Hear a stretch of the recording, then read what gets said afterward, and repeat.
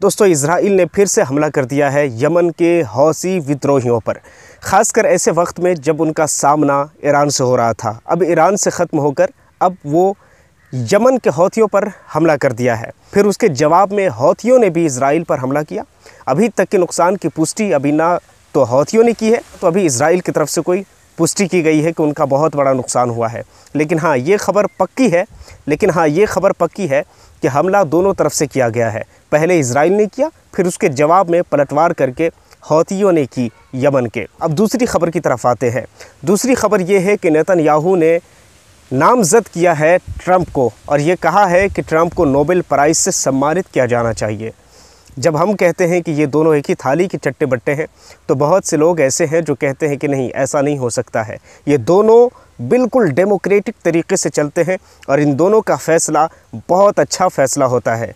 लेकिन मैं जो कहता हूँ वो क्या कहता हूँ, ये दोनों एक ही थाली के चट्टे बट्टे हैं। नेतन्याहू ने कहा कि ट्रंप को नोबेल प्राइज़ के साथ सम्मानित किया जाना चाहिए, ये भी याद रखिए। अब आते हैं तीसरी बात की तरफ।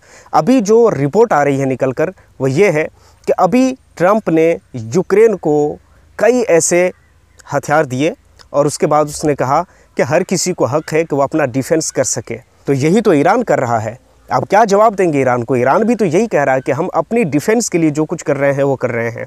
हम किसी को नुकसान पहुंचाने के लिए नहीं कर रहे हैं, हम किसी को मारने के लिए नहीं कर रहे, बल्कि हम खुद अपनी डिफेंस के लिए जो कर रहे हैं वो कर रहे हैं।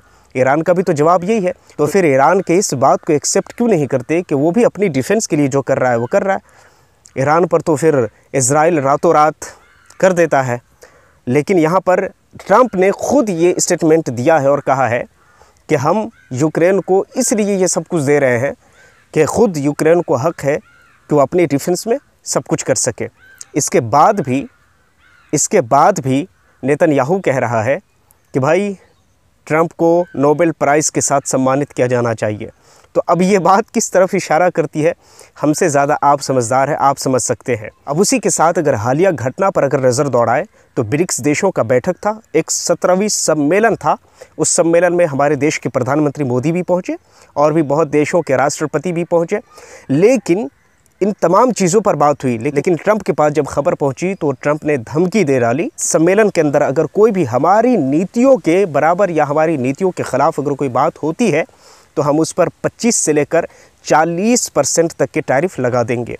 और वो धमकी आज खुलकर सामने आ गई है और ट्रंप ने कह दिया है कि इन 10 देशों पर हम टैरिफ की पेटी तैयार रखे हुए हैं और इन 10 देशों पर हम टैरिफ लगा देंगे। अब सवाल ये होता है कि इसमें भारत की फ्यूचर क्या है? तो देखिए, भारत इसमें मुख्य रूप से शामिल था ब्रिक्स देशों में, और भारत का नाम भी तो 5 देशों में से आता है। और ब्रिक्स देश क्या है ये मैंने आपको कल की वीडियो में बताया था। तो अब भारत की अगर फ्यूचर की बात करें तो भारत भी इसमें शामिल है और भारत को लेकर भी धमकी ये है, खुली हुई धमकी ट्रंप की, कि भारत पर भी हम 25 से लेकर 40% तक के हम टैरिफ लगा देंगे।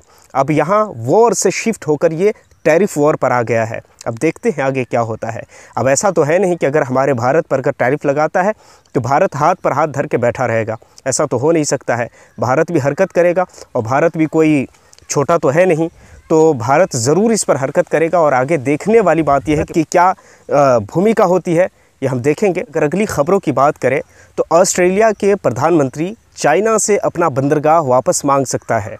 अब इस बंदरगाह के बारे में थोड़ा सा मैं समझाना चाहता हूँ। ये बंदरगाह 2015 में 99 साल के लिए लीज़ पर चाइना ने लिया था। लेकिन अभी जो हालिया रिपोर्ट निकलकर सामने आ रही है वो ये है कि चाइना से अपना बंदरगाह वापस मांग लेगा कौन? ऑस्ट्रेलिया के प्रधानमंत्री। अब आगे देखते हैं इस बारे में क्या खबर निकलकर सामने आती है। दूसरी खबर की बात करते हैं तो अहमद अश-शारा यानी कि जो शाम का नया लीडर है, उसके ऊपर अमेरिका ने आतंकी संगठन घोषित करके उसकी पार्टी को पूरी तरह से बैन कर दिया था। उसे अच्छा खासा आतंकवादी घोषित किया था। लेकिन अभी हालिया रिपोर्ट निकलकर सामने आ रही है, अमेरिका उस पर से वो तमाम प्रतिबंध हटा देगा जो अमेरिका ने उस पर लगाए थे। अब यानी पूरी तरह से उसको मान्यता दे दी जाएगी, यानी अमेरिका की तरफ से। अब आप समझ सकते हैं कि ये एक बहुत बड़ा डील है, जिस डील के तहत ये सारा कुछ अमेरिका कर रहा है, अहमद अश-शारा को ये सब कुछ मिल रहा है। तो ये थी आज की बड़ी बड़ी खबरें और ये थी आज की महत्वपूर्ण खबरें। आप इन खबरों के बारे में क्या कहना चाहते हैं नीचे कमेंट सेक्शन में ज़रूर बताइएगा। और हाँ, पहली दफ़ा अगर चैनल पर आए हैं, पहली दफ़ा अगर युवा न्यूज़ को देख रहे हैं तो सब्सक्राइब ज़रूर कर लीजिए, बेल आइकन को प्रेस कर लीजिए। इसी तरह अगर सोशल मीडिया पर देख रहे हैं तो वहाँ आप ज़रूर फॉलो कर लीजिए। वीडियो को जितना हो सके अपने दोस्तों और रिलेटिव में शेयर कर दीजिए। मिलते हैं किसी और वीडियो एंड टॉपिक के साथ, जब तक के लिए गॉड ब्लेस यू।